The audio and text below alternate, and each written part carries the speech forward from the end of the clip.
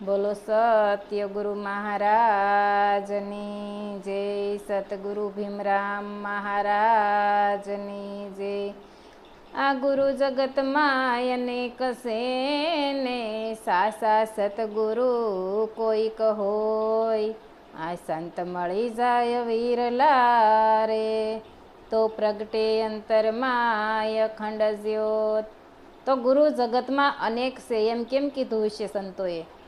તો કે અનેક પ્રકારના ગુરુ છે। કોઈ કંઠી ગુરુ હોય, કોઈ મંત્ર ગુરુ હોય, કોઈ કાન ગુરુ હોય। શિક્ષા આપે એ પણ ગુરુ કહેવાય, માતા પિતા છે એ પણ ગુરુ કહેવાય। અને જે જ્ઞાન આપે, પોતાના નિજ સ્વરૂપનું જ્ઞાન આપે ને, એ પણ એને હાસા સંત કીધા છે, એ જ્ઞાન ગુરુ છે। આપણો 2 વખત જન્મ થાય છે, એક માની કુખથી અને બીજો સતગુરુના મુખથી। તો માની કુખથી આ દેહનો જન્મ થાય છે, અને સતગુરુના મુખથી આ જ્ઞાનથી જન્મ થાય છે। જ્ઞાન કયું? તો કે જે આપણે આ દેહમાં રહેવાવાળા કોણ છે, હું કોણ છું, એનું આપણને જ્ઞાન થાય ને, એ આપણા સતગુરુ છે, અને એને જ્ઞાન કીધું છે।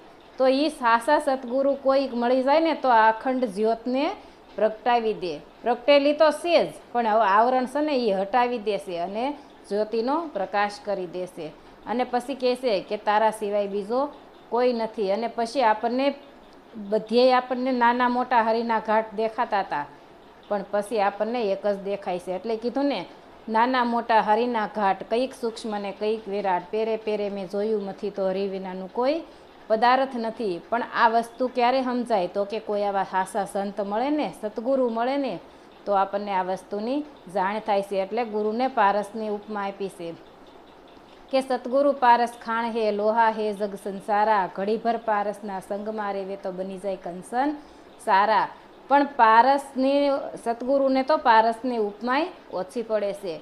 કેમ ઓછી પડે? તો કે પારસ ઓર સંત મેં બડા અંતરા જાન। પારસ લોહા કો કંસન કરે, પણ સતગુરુ કરે આપ સમાન। પોતા સમાન બનાવી દેશે, એમાં જરાય રંજ રહેતો નથી, નિરંજનની ઓળખાણ કરાવી દેશે।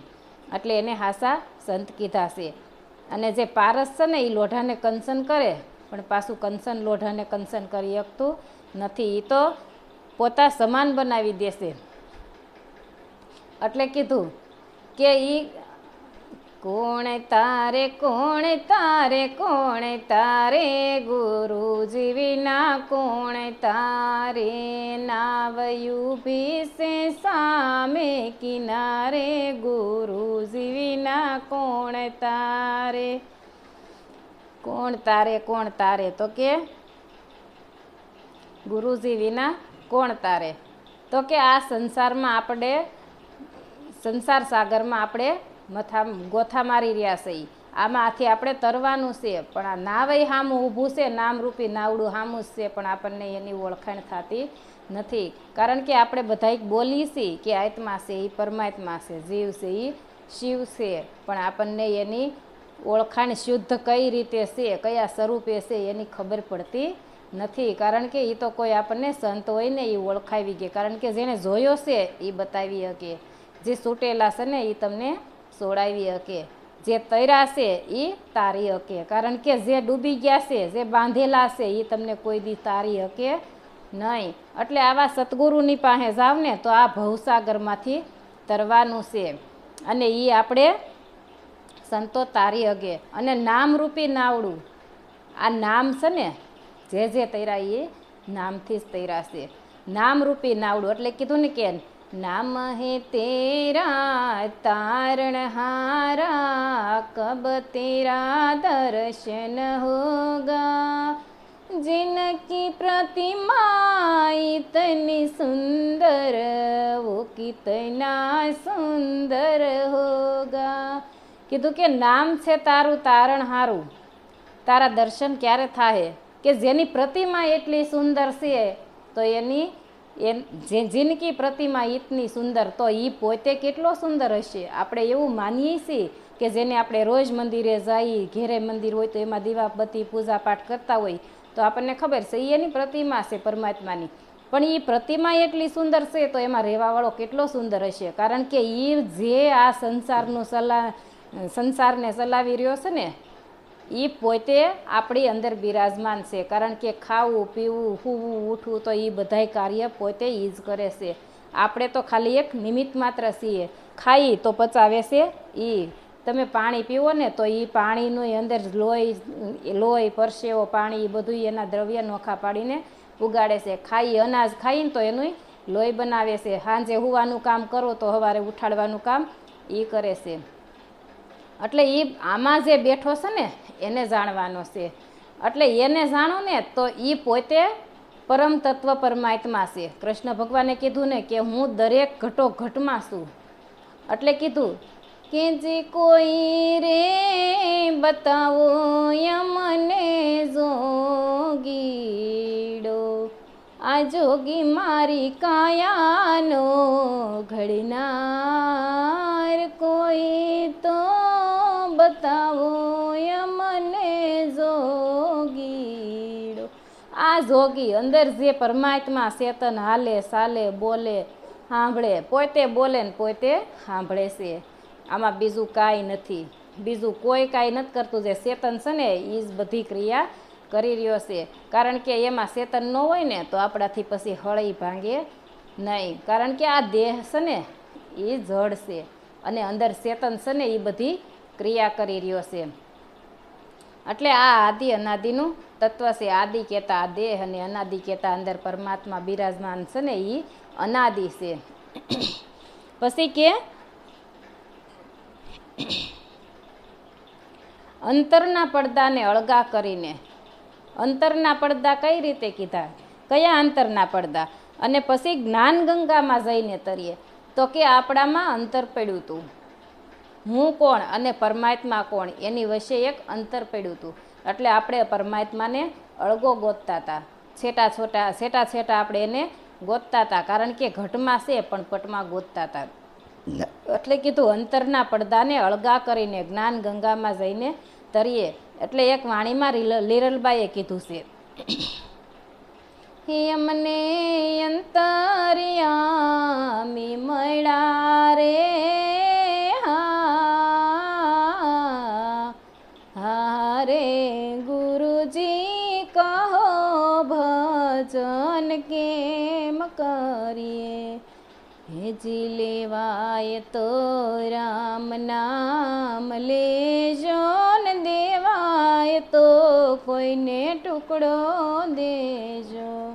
હેજી હીરો પડ્યો છે મેદાન માને તમે લેવાય તો લઈ લેજો, ગુરુજી કહો ભજન કેમ કરીએ. એટલે કીધું કે લેવાય તો રામ નામ લેજો ને દેવાય તો કોઈને ટુકડો દેજો. હીરો પડ્યો છે મેદાનમાં એને લેવાય તો લઈ લેજો. આ અંતર્યામી મેળા. અંતરના પડદા હટે ને તો પછી અંતર્યામી તું પોતે છો. તારા ઓથે જ હરિ બિરાજમાન છે પણ એની તને ખબર નથી. એટલે કીધું કે તરણા ઓથે ડુંગર. તરણું કહેતા તું પોતે અને પરમાત્મા કહેતા ડુંગર. ડુંગર કહેતા પરમાત્મા. એટલે તરણા ઓથે ડુંગર છે. તારા ઓથે જ પરમાત્મા હતો પણ તને ખબર એની નહોતી. એટલે નિરાંત મહારાજે કીધું ને તારા ઓથે હરીને નથી દેખતો, ખોળી જોતામાં તું રે ખોવાય, બીજો રે નથી બોલતો. તું આડો છો એટલે પરમાત્મા દેખાતો નથી. તું કહેતા અહમ. આપણામાં અહમ એટલો બધો હશે ને કે આપણને પછી અહમ આડો આવી જાય છે એટલે પરમાત્મા દેખાતો નથી. પણ આડોથી તું હટી જા એટલે તું તારા આડો જ પરમાત્મા છે. પરમાત્મા તારામાં જ એ તું જ છો પણ એમાં અહમ રૂપી આવરણ હતા ને એટલે એ પછી પરમાત્માને ઢાંકી દીધો હતો એટલે પરમાત્મા દેખાતો નથી. એટલે કહે છે ને કે ગાડા હેઠે કૂતરું હાલું જતો હોય ને તો એને એમ થાય કે ગાડાને ભાર હું જ ખેંચું છું. એટલે કીધું ને કે હું કરું એ જ છે અજ્ઞાનતા સકટનો ભાર સ્વાંગ તાણે. ગાડા હેઠે કૂતરું હાલ્યું જતો એને એમ થાય કે ગાડાને ઘે ભાર હું જ ખેંચું છું પણ બીજો ખેંચવા વાળો તું નથી, બીજો છો. એમ આપણામાં એવો ભ્રાંતિ થઈ ગઈ છે કે હું જ આ બધું કરું છું, હું જ આમ કરું છું, હું જ તેમ કરું છું. હું ન હોય તો કાંઈ ન થાય પણ તું ન હોય તોય થાય, તું નહોતો તોય થાતું, તું નહીં હોય તોય બધુંય થાય જ. કારણ કે તારા તું નથી, તું સો તો એવું નથી કે આ થાય છે. જે કરવાવાળો છે ને એ તો પરમાત્મા અજર અમર છે, એ જાવા આવવાવાળો નથી, એ સલાઈમાન નથી.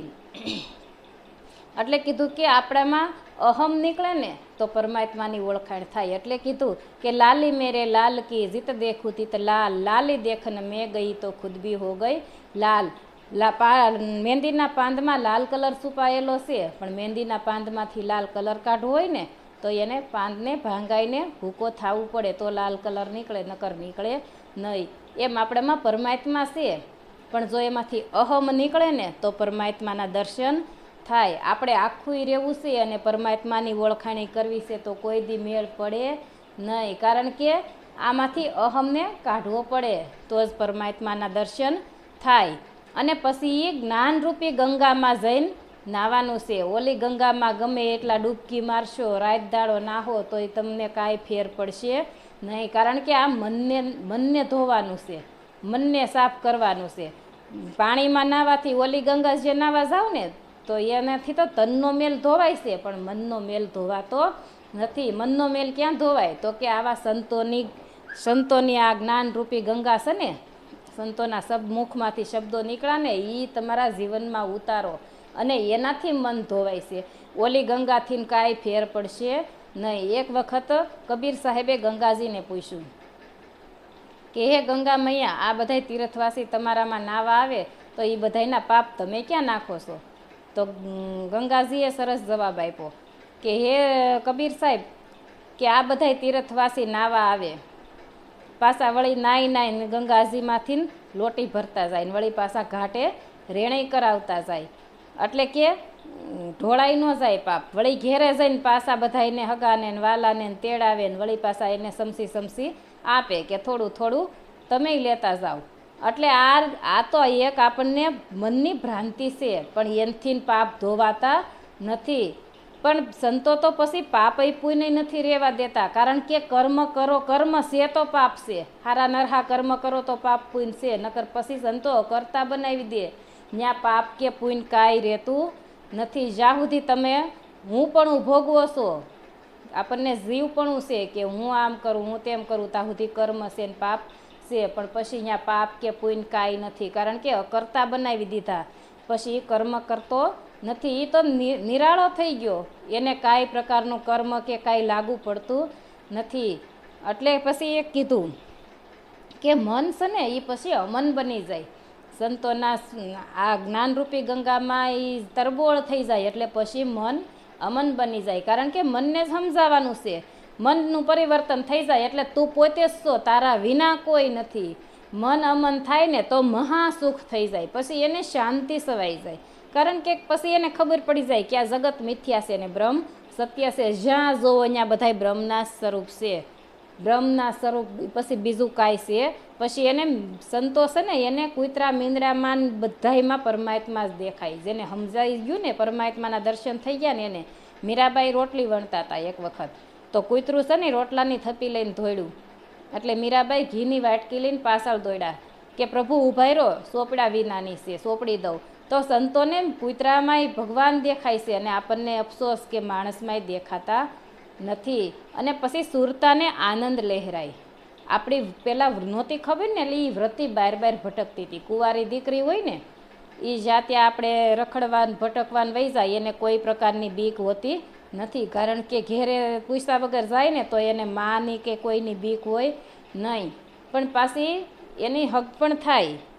પછી હાહરે જાય ને એટલે એનામાં વિવેક આવી જાય, પછી એને એ વિવેક એનામાં મર્યાદા આવી જાય, પછી એને ભટકણ એ મટી જાય, કારણ કે એ પછી જ્યાં ત્યાં ભટકતી નથી. એને પોતાના પિયુ સાથે પરણી ગઈ છે અને પોતાના ઘેરે શાંતિથી ઠેરાઈ ગયા છે અને પોતાનું ઘર મળી ગયું, એટલે પછી એને કોઈ પ્રકારનો ડર રહેતો નથી. અને પોતાના ઘરમાં જ રહેવાનું છે, પણ આપણે બહાર ભટકતા હતા. એટલે કીધું કે શાંતિ પમાડે એને સંત કહીએ, વીરા મારા શાંતિ પમાડે એને સંત કહીએ. એના દાસના દાસ થઈને રહીએ, વીરા મારા શાંતિ પમાડે એને સંત કહીએ. એટલું બોલી મારી વાણીને વિરામ આપું. બોલો સત્ય ગુરુ મહારાજની જય.